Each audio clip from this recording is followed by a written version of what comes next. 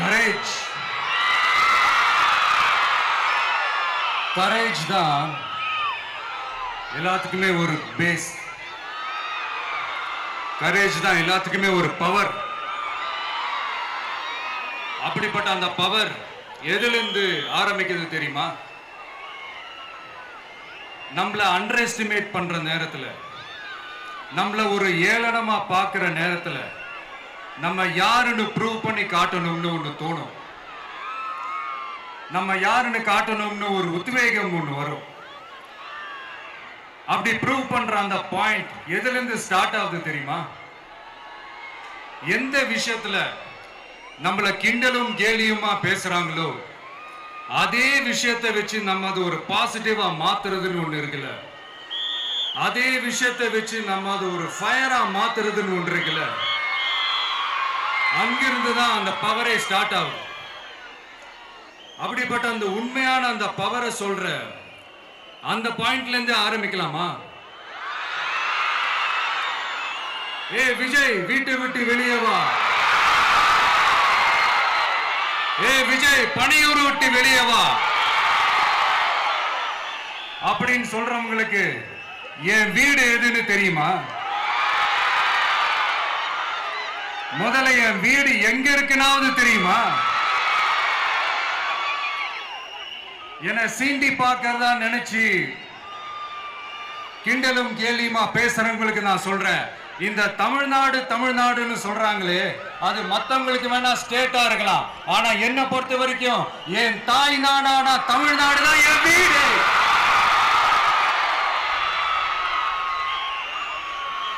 என் வீட்டுல மொத்தம் எத்தனை பேர் இருக்காங்க தெரியுமா? 8 கோடி பேர் இருக்காங்க. ஒட்டுமொத்த தமிழ்நாட்டு மக்களும் என் வீட்டு மக்கள், என் குடும்பம், என் உறவு, என் சொந்தம்.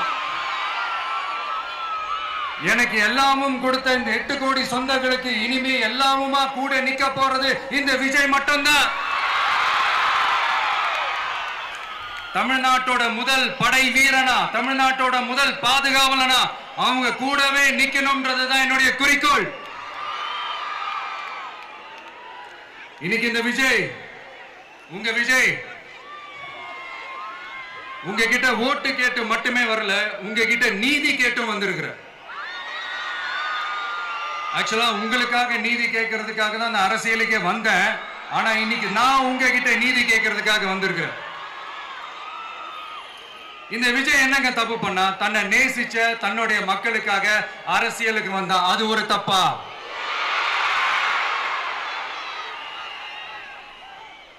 எல்லாத்தையும் ஒதுக்கி தள்ளிட்டு மக்களுக்காக மட்டுமே வந்த அது ஒரு தப்பா? இந்த மத்த கட்சிகளுக்கெல்லாம் மாநாடு நடத்துறதுக்கோ பொதுக்கூட்டம் நடத்துறதுக்கோ இல்ல ஹால் ஃபங்க்ஷன்ஸ் நடத்துறதுக்கோ பர்மிஷன் கொடுப்பாங்க, இடம் கொடுப்பாங்க. ஆனா நமக்கு மட்டும் இடம் கொடுக்க மாட்டாங்க, கொடுக்கவும் விட மாட்டாங்க. இது என்னங்க நியாயம்?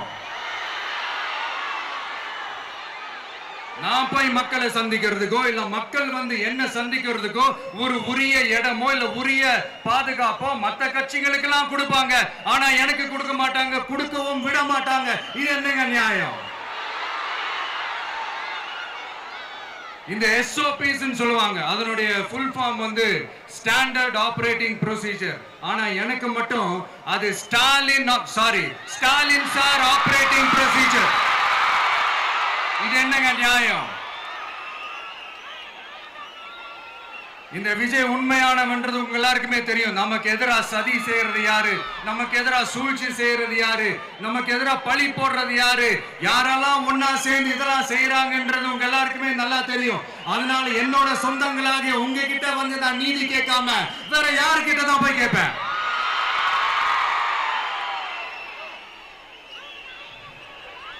செல்ஃபே எடுக்காத ஒரு கூட்டணி கணக்கு, செல்ஃபே எடுக்காத ஒரு அறத பழைய அரித்மெட்டிக் கணக்கு, இதெல்லாம் வேலைக்கே ஆகாது. ஆணித்தரமா அடிச்சு சொல்றேன். அப்புறம் இந்த காசு கொடுத்து ஓட்டு வாங்கிடலாம்னு கனவு காண்றாங்கல்ல, அதுவும் இந்த விஜய் வந்ததுக்கு அப்புறம் நடக்கவே நடக்காது. வண்டி வண்டியா கொண்டாந்து கூட்டுவாங்க, 1000, 2000, 3000, 4000, 5000. சாமி மேல சத்தியெல்லாம் வாங்குவாங்க. அப்படிதான் இத்தனை வருஷமா உங்களை ஏமாத்தி இருக்கிறாங்க. வாங்கிக்கங்க, சந்தோஷமா வாங்கிக்கங்க. எல்லாம் உங்க பணம் தான். வாங்கிக்கிட்டு அவங்க காதிலேயே விசில ஊதி அனுப்புங்க. எப்படி? அவங்க செவிலியே விசில ஊதி அனுப்புங்க.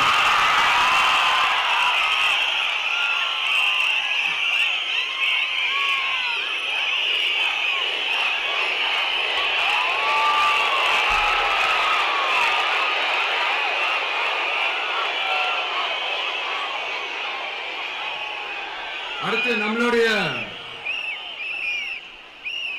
ஜென்சி அடுத்த இளம் தலைமுறையினருக்கும் நான் சொல்லணும்னு நினைக்கிறேன். இந்த பணத்தை கொடுத்து ஏமாத்தி ஓட்டு வாங்குற அந்த கலாச்சாரம் ஒழியணும். பணத்தை கொடுத்து ஏமாத்தினா ஏமாறுவீங்க. உங்களை தான் கேட்கிறேன், பணத்தை கொடுத்து ஏமாத்தினா ஏமாறுவீங்க? எல்லாரும் கொஞ்சம் கையப்படி வைங்களேன் எனக்காக. நான் சொல்றதை கொஞ்சம் ரிப்பீட் பண்ணுங்க. எங்க ஓட்டு எங்க உரிமை.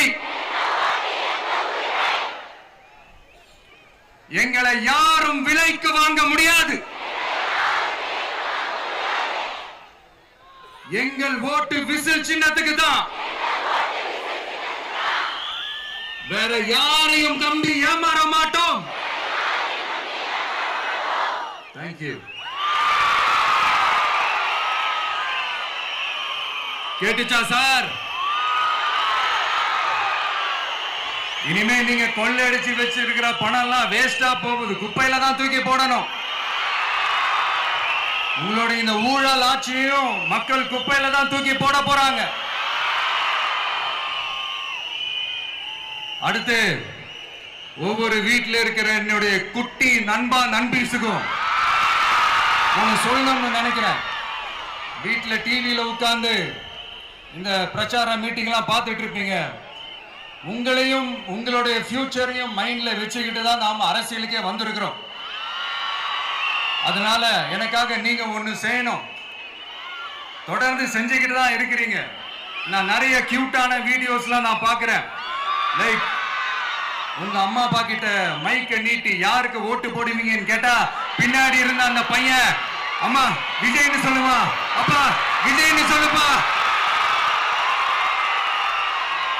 அப்படின்னு நிறைய அந்த கியூட்டான வீடியோஸ்லாம் பார்க்கிறேன். அதை தொடர்ந்து தயவு செஞ்சு அதை தொடர்ந்து கண்டினியூ பண்ணுங்க. உங்க வீட்டில் இருக்கிற உங்களுடைய அப்பா அம்மா தாத்தா பாட்டி பெரியப்பா பெரியப்பா சித்தி சித்தப்பா அத்தை மாமா ஓட்டு போடுற வயசுல இருக்கிற அண்ணன் அக்கா எல்லாரையும் விசில் சின்னத்துக்கு ஓட்டு போட சொல்லுங்க. விசில் சின்னத்துக்கு ஓட்டு போட வைங்க.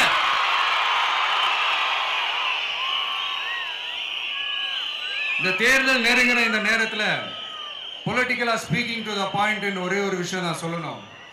நாங்க அரசியலுக்கு வந்தது எந்த கட்சியும் ஒழிக்கிறதுக்கோ அழிக்கிறதுக்காகலாம் நாம அரசியலுக்கு வரல. யார் மேலேயும் தனிப்பட்ட ஒரு வன்மமோ இல்ல தனிப்பட்ட கோபமோ அப்படிலாம் யார் மேலேயும் கிடையாது. இந்த மத்தவங்க மாதிரி இந்த வெறுப்பு அரசியல் பண்றதுக்காகலாம் நாம அரசியலுக்கு வரல. அரசியல் ரீதியா நம்மளுடைய எதிரிகள் யாருன்னு டிக்ளேர் பண்ணிட்டு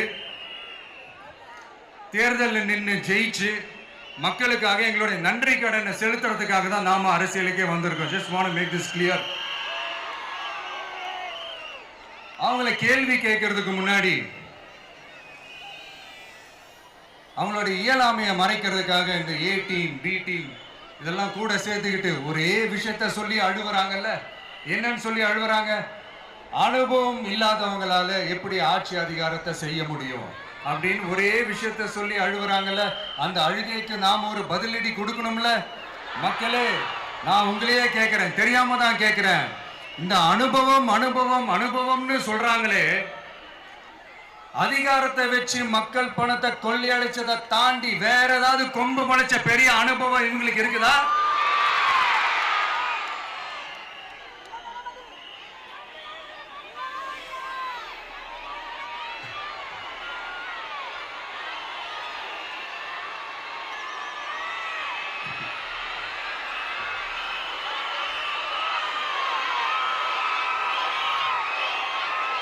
அடுத்தவங்க அடுத்தவங்க ஆரம்பிச்ச அரசியல் கட்சியில, அடுத்தவங்களுடைய அட்ரஸ்ல அரசியல்வாதிகளா இருந்துட்டு இருக்கிற இவங்க எல்லாருக்கும் ஒரு சவால். என்ன மாதிரி தனியா, என்ன மாதிரி சொந்தமா ஒரு கட்சி ஆரம்பிச்சு 1% அட்லீஸ்ட் 1% வாக்கு வாங்கி காட்டுற அந்த தில் இருக்குதா, திராணி இருக்குதா? 30 வருஷமா மக்கள் இயக்கமா இருந்து இன்னைக்கு மிகப்பெரிய ஒரு அரசியல் கட்சியா வளர்ந்து இந்த கூட்டணி கட்சிகள் மட்டுமே நம்பி இருக்கிற 75 வருஷ கட்சி, 50 வருஷ கட்சின்னு இன்னைக்கு ஆட்சி அதிகாரத்தில் இருந்துட்டு இருக்கிற இவங்க எல்லாரையும் மீறி இன்னைக்கு களத்துல தனியா நின்னு இந்த 2 வருஷத்துல முதன்மை சக்தியா வளர்ந்து 30% தாண்டி இன்னைக்கு மக்கள் ஆதரவை பெற்றிருக்கிற நமக்கு அனுபவம் இல்லையா? உங்களுடைய அனுபவம் என்னன்னு சொல்லட்டுமா? கட்சி ஆரம்பிச்ச அண்ணாவை மறந்தது, கட்சி ஆரம்பிச்ச எம்ஜிஆர் அவர்களை மறந்தது, கட்சியை வளர்த்த ஜெயலலிதா மேடம் அவங்களை மறந்தது. இவங்க எல்லாரும் சொன்ன விஷயங்கள், பேசின விஷயங்கள், எதையெல்லாம் ஃபாலோ பண்ணணும்னு சொன்ன விஷயங்கள் எல்லாத்தையும் மறந்தது. இவங்களுக்கு நமக்கு அனுபவம் இல்லையா? நமக்கு அனுபவம் இல்லதான். கொள்ளை அடிக்கிறதுல எங்களுக்கு அனுபவம் இல்லதான். அதெல்லாம் எங்களுக்கு சுட்டு போட்டாலும் வராது. இந்த கொள்கையை பேருக்கு மட்டும் வச்சுக்கிட்டு நேரடியா சரண்டர் ஆகிறது, மறைமுகமா சரண்டர் ஆகிறது, இந்த மாதிரி அனுபவம் நமக்கு இல்லதான். அதுவும் நமக்கு சுட்டு போட்டாலும் வராது. மக்களை நேசிக்கிற நல்ல குணம் இருந்தா போதும்யா, நல்ல சூப்பரான ஒரு நல்லாட்சி கொடுக்கலாம். நல்லாட்சி கொடுக்கிறதுக்கு மெத்த படிச்ச மேதாவிகளா இருக்கணும்லாம் ஒன்னும் அவசியம் இல்ல. காமராஜர் அவர்கள் மாதிரியோ, எம்ஜிஆர் அவர்கள் மாதிரியோ மக்கள் சக்தியின் துணையால, மக்கள் மேல அக்கறையா இருக்கக்கூடிய நல்ல அதிகாரிகளின் துணையால சூப்பரான ஒரு நல்லாட்சி என்னால கொடுக்க முடியும், செஞ்சு காட்டுறேன்.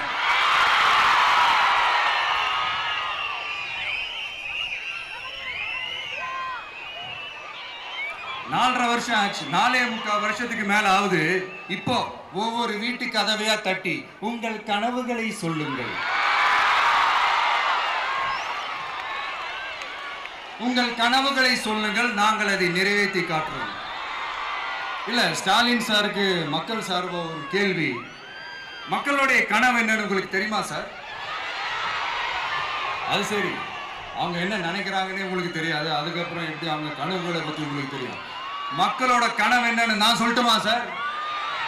2019, 2021, 2024 இந்த 3 தேர்தலையும் மக்கள் உங்களுக்கு வாக்களிச்சதுக்கு காரணம் நீங்க மக்களுக்கு ஏதாவது நல்லது செய்வீங்கன்னு நம்பிதான். ஆனா நீங்க மக்களுக்கு கொடுத்த பரிசு மக்களுக்கு பாதுகாப்பே இல்லாத மக்கள் விரோத ஆட்சி. அந்த மக்கள் விரோத ஆட்சியை அகற்றிட்டு அந்த இடத்தில் தமிழக வெற்றி கழகத்தை ஆட்சி பீடத்தில் அமைக்கணும் அப்படின்றதுதான் மக்களுடைய ஒரே கனவு. இந்த மக்கள் விரோத திமுக அரசை நிலைக்க கூடாது அப்படின்றதுதான் மக்களுடைய ஒரே கனவு. 100% தூய சக்தி டிவிக்கு ஆட்சி அமைக்கும். அதுல உங்களுடைய கனவுகள், உங்களுடைய ட்ரீம்ஸ் எல்லாமே ஃபுல்ஃபில் ஆகும், நிஜமாகும்.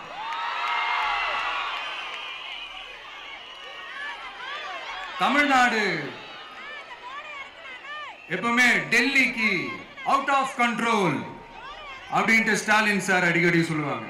ஸ்டாலின் சார் எது எதுலாம் அவுட் ஆஃப் கண்ட்ரோல் இப்ப நான் கொஞ்சம் சொல்லட்டுமா? முதல்ல சட்டம் ஒழுங்கெல்லாம் அவுட் ஆஃப் கண்ட்ரோல், பெண்கள் பாதுகாப்புல அவுட் ஆஃப் கண்ட்ரோல், இளைஞர்கள் வேலை வாய்ப்புல அவுட் ஆஃப் கண்ட்ரோல், மொத்தத்தில் அவரோட ஆட்சியே ஒரு அவுட் ஆஃப் கண்ட்ரோல். இந்த வருஷம் பிகினிங்ல சட்டசபையில பேசும்போது சொல்றாங்க, மக்கள் எல்லாரும் ரொம்ப மகிழ்ச்சியா இருக்கிறாங்க, அதனால நானும் ரொம்ப மகிழ்ச்சியா இருக்கிறேன் அப்படின்னு. மக்கள் சந்தோஷமா இருக்கிறத பார்க்கறது கூட ஒரு சந்தோஷம் தான் சார், அது யாரும் இல்லைன்னு சொல்லல. அப்படி உண்மையிலேயே மக்கள் உண்மையிலேயே சந்தோஷமா இருக்கிறாங்க அப்படின்னா ஏன் சார் விவசாயிகள் போராட்டம் நடக்குது? ஏன் சார் மீனவர்கள் போராட்டம் நடக்குது? ஏன் தொழிலாளர்கள் போராட்டம் நடக்குது? தூய்மை பணியாளர்கள் போராட்டம் ஏன் நடக்குது? அங்கன்வாடி ஊழியர்கள் போராட்டம், செவிலியர்கள் போராட்டம், மருத்துவர்கள் போராட்ம், மாற்றுத்திறனாளிகள் போராட்டம், அரசு ஊழியர்கள் போராட்டம், ஆசிரியர்கள் போராட்டம், இடைநிலை ஆசிரியர்கள் போராட்டம், பகுதி நேர ஆசிரியர்கள் போராட்டம். இதெல்லாம் உங்க ஆட்சியில மக்கள் மகிழ்ச்சியா இருக்காங்கன்றதுக்காக நடக்கிற போராட்டமா சார்? எனக்கு தெரிஞ்சு மக்கள் சந்தோஷமா இருக்கிறாங்கன்னா பொங்கல் வச்சு கொண்டாடுவாங்கன்னு கேள்விப்பட்டிருக்கிறேன். உங்க ஆட்சியில தான் போராட்டம் நடத்தி அவங்களுடைய மகிழ்ச்சியை வெளிப்படுத்துறாங்கன்னு நினைக்கிறேன். இன்னும் தீரவே தீராத பிரச்சனைகள்னா இருக்கிற இடம் பிரச்சனை, பார்க்கிற வேலை பிரச்சனை, பண்ற தொழில் பிரச்சனை, விலைவாசி பிரச்சனை, தண்ணி பிரச்சனை, பஸ் வசதி இல்லைன்ற பிரச்சனை, ரோடு சரி இல்லைன்ற பிரச்சனை, ஆஸ்பத்திரி சரியா இல்லைன்ற பிரச்சனை. இப்படி எல்லாம் ஒரு அடிப்படை விஷயங்களே பிரச்சனையா இருந்தா அப்போ ஆளுங்கட்சின்னு ஒண்ணு எதுக்குதான் இருக்கிறாங்க அப்படின்னு தானே மனசுல தோணும் மக்களுக்கு. ஆட்சிக்கு வர்றதுக்கு முன்னாடி தான் பொய்யா அடிச்சு விட்டீங்க. இப்ப ஆட்சியை விட்டு போகும்போது கூட பொய்யா பேசுறீங்களே சார், என்ன சார் இது? மாத்தி மாத்தி பேசுறதுல நீங்க வேற லெவல் தான் சார். ஆட்சிக்கு வந்த அடுத்த வருஷமே 2022ல 70% வாக்குறுதிகளை நிறைவேற்றிட்டோம்னு சொன்னாங்க. அப்புறம் போன வருஷம் 90% வாக்குறுதிகளை நிறைவேற்றிட்டோம்னு சொன்னாங்க. அப்புறம் இந்த வருஷம் 505 வாக்குறுதிகளை 404 வாக்குறுதிகளை நிறைவேற்றிட்டோம். கிட்டத்தட்ட ஒரு 80% வாக்குறுதிகளை நிறைவேற்றிட்டோம்னு சொன்னாங்க. முதல்ல 70, அப்புறம் 90, அப்புறம் 80. இன்னும் தேர்தல் நெருங்க அது 60, 50, 40, 30, 20ல போய் நிற்கும்னு நினைக்கிறேன். அதையும் அவரே அறிவிப்பாரா என்னமோ எனக்கு தெரியல. முதல்வர் ஸ்டைல்லையே சொல்லணும்னா, பொய்யிலேயே பிறந்து பொய்யிலேயே வளர்ந்த புலவர் பெருமானே, கொஞ்சம் அத திருத்தி சொல்றேன், புலுகர் பெருமானே. அது இன்னும் பொருத்தமா இருக்கும். அவருடைய அண்ட புழுகு, ஆகாச புழுகு என்ன தெரியுமா? பெண்களுக்கு பாதுகாப்பு தமிழ்நாட்டில் எங்க போனாலும் கொட்டி கிடக்குதான். அப்படி அது உண்மைனா அண்ணா யூனிவர்சிட்டி அந்த பொண்ணுக்கு ஏன் சார் அப்படி ஒரு கொடுமை நடந்துச்சு? கோவை கல்லூரி பெண்ணுக்கு ஏன் சார் அப்படி ஒரு கொடுமை நடந்துச்சு? பெண் குழந்தைகள் பாதிக்கப்படுறதா கிட்டத்தட்ட 1000க்கும் மேலான போக்சோ கேசுகள் ஏன் சார் பதிவானுச்சு? போதைப் பொருள் கலாச்சாரம் கண்ட்ரோலே இல்லாம அது பாட்டுக்கு தாறுமாற எங்கேயோ போய்கிட்டு இருக்கு. வயலன்ஸ் எல்லாம் தலைவிரிச்சு ஆடுது. அதுக்கு ஒரு ரீசெண்ட் எக்ஸாம்பிள், அந்த ரயில்வே ஸ்டேஷன்ல அந்த சிறுவர்கள் எல்லாரும் சேர்ந்து செஞ்ச அந்த சம்பவம். சட்டம் ஒழுங்கு சரியா இருந்தா ஏன் சார் இப்படி எல்லாம் நடக்குது? சட்டம் ஒழுங்கு சரியா இருக்கணும்னா முதல்ல தமிழ்நாட்டுக்கு ஒரு டிஜிபி வேணும் சார். எங்க சார் போனார் அவரு? எங்க அவரு? சும்மா இந்த ஆக்டிங் ஆபீசரை வச்சுக்கிட்டு அரசாங்கத்தை நடத்துனீங்கன்னா இப்படிதான் சட்டம் ஒழுங்கு சந்தி சிரிக்கும். முதல்ல தமிழ்நாட்டுக்கு ஒரு டிஜிபியை போடுங்க சார். அதுக்கப்புறமாச்சும் சட்டம் ஒழுங்கு சரியாகுதான்னு பார்ப்போம். சரிப்பா, கேள்வியா கேட்கிறியே, நீ வந்தா என்ன செய்வ அதானே கேட்கறீங்க. கரெக்ட், கேட்கணும். மக்களோட அடிப்படை தேவைகளை தீர்க்கிறது தான் நம்மளுடைய ஃபர்ஸ்ட் வேலையே. அதை தீர்க்கிறதுக்கான அந்த தேடி போறது, அதோட சொல்யூஷனை தேடி போறது தான் நம்மளுடைய ஃபர்ஸ்ட் அஜெண்டாவே. கொஞ்சம் வெயிட் பண்ணுங்க, தேர்தல் அறிக்கை ரெடி ஆயிட்டு இருக்கு. தெளிவான ஒரு தேர்தல் அறிக்கையாவது வரும். என்ன நம்புற உங்களை நான் டிசப்பாயிண்ட் பண்ணவே மாட்டேன்.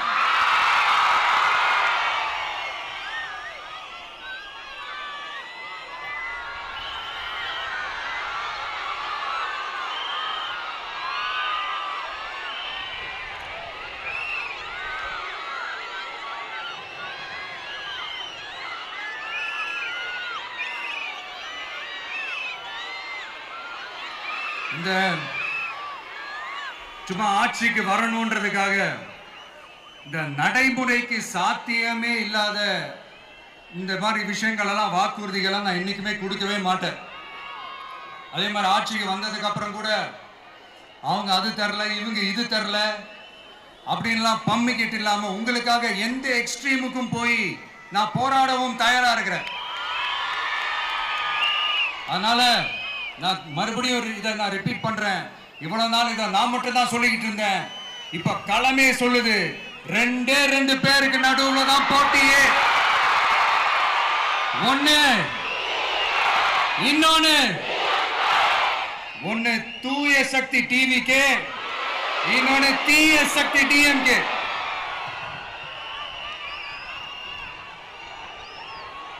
இப்ப நம்ம இந்த எலெக்ஷன் விஷயத்துக்கு வருவோம். விஜய் என்னப்பா இவரை மட்டும் தான் எதிர்க்கிறாரு, இவங்களை எதிர்க்க மாட்டேன்றாரு, அவங்கள பத்தி எதுவுமே சொல்ல மாட்டேங்கிறாரு. இல்ல நான் கேட்கிறேன், இது யாருக்கான எலெக்ஷன்? தமிழ்நாடு சட்டசபைக்கான ஒரு தேர்தல். இப்ப இங்க யார் ஆட்சியில் இருக்கிறா? யாரு பொய்யா வாக்குறுதிகளை கொடுத்து மக்களை ஏமாத்துறது? யாரு மக்கள் விரோத ஆட்சியை நடத்துறது? அப்ப இங்க யாரை அகற்றணும்? இந்த மக்கள் விரோத திமுக அரசை அகற்றணும்னா நம்ம யாரை எதிர்க்கணும்? எதுக்கு தேவையில்லாம பல முறை மக்கள் ஆல்ரெடி டிலீட் பண்ணவங்களை எதுக்கு நம்மளுடைய கான்சென்ட்ரேஷன், நம்மளுடைய டார்கெட் திமுகன்றப்போ டார்க்னஸ் குள்ள எதுக்கு கல்லெறியணும்? இங்க மக்களை விரும்புற விஜய் வேணுமா, இல்ல மக்கள் விரோத ஆட்சி நடத்துற ஸ்டாலின் சார் வேணுமா? அவ்வளவுதான் இந்த தேர்தலே. இதுக்கு நடுவுல வேற யாருமே கிடையாது. புரியுதுங்களா உங்களுக்கு? என் நெஞ்சில் குடியிருக்கும் சேலம் மக்களே,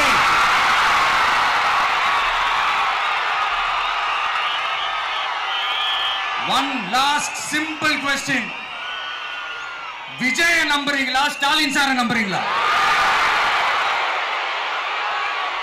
அவ்வளவுதான், முடிஞ்சு போச்சு, கதம் கதம். போர் முழக்கம் உங்களை ஒரு நிமிஷம் கூட தூங்க விடாது. இந்த போன லாஸ்ட் வீக் இந்த டிஎன்பிஎஸ்சி இந்த எக்ஸாம்ஸ், இந்த குரூப் 2 எக்ஸாம்ஸ் அதை அனௌன்ஸ் பண்ணிட்டு உடனே அதை கேன்சல் பண்ணிட்டாங்க. இது உலகத்துக்கு எல்லாருக்கும் தெரியும். கேன்சல் பண்ணிட்டு ரொம்ப சிம்பிளா டெக்னாலஜி ஏதோ சம் ஃபால்ட், டெக்னிக்கல் ஃபால்ட் அப்படின்னு சொல்லி அதை கடந்து போயிட்டாங்க.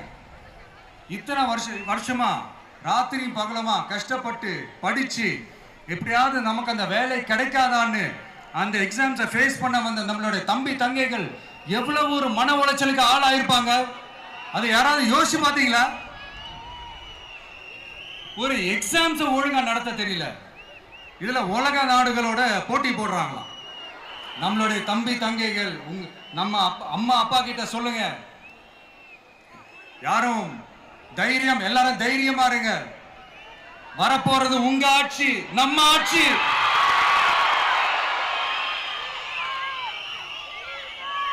அதனால இந்த மாதிரிலாம் எதுவும் நடக்காம சமூக நீதிக்கான ஒரு நல்ல ஆட்சியை அமைப்போம்.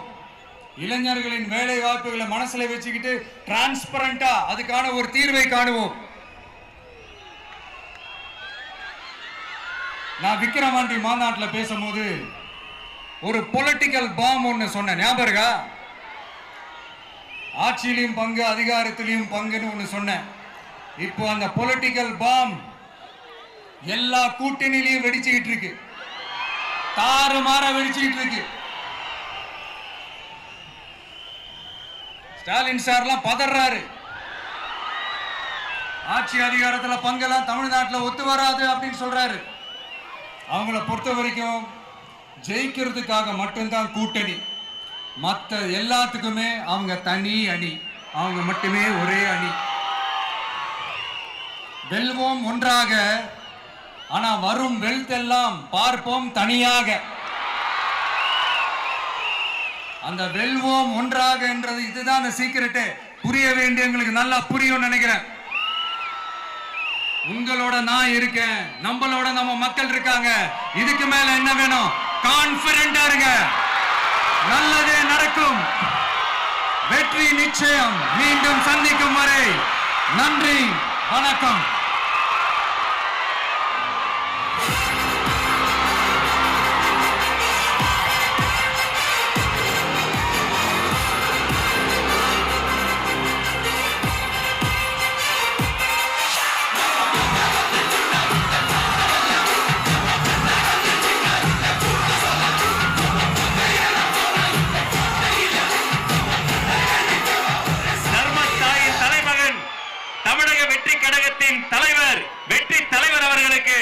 சேலம் கடக மாவட்ட செயலாளர்கள் உங்கள் சார்பில் நிறைவு பரிசு வழங்க மேடைக்கு வருகிறார்கள். சேலத்து இளம் சிங்கம் தமிழன் பார்த்திபன்.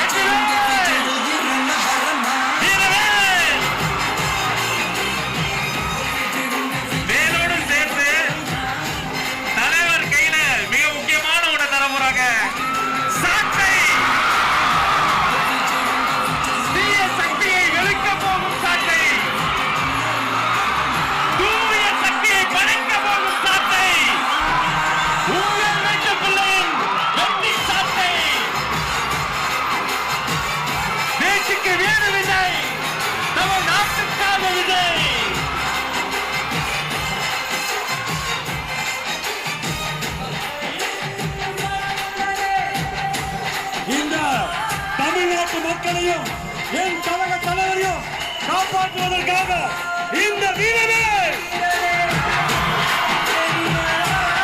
ஊழல் சக்திகளை ஓங்கி அடிக்க ஊழல் சக்திகளை நல்வாக்கி தருவோம். நன்றி. கழக மாவட்ட செயலாளர்களுக்கு நன்றி.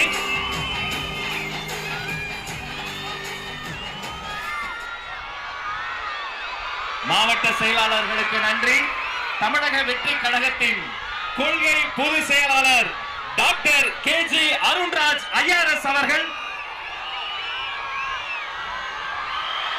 மாங்கனி மாநகரில் வெற்றி செங்கோலை பரிசாக தருகிறார்.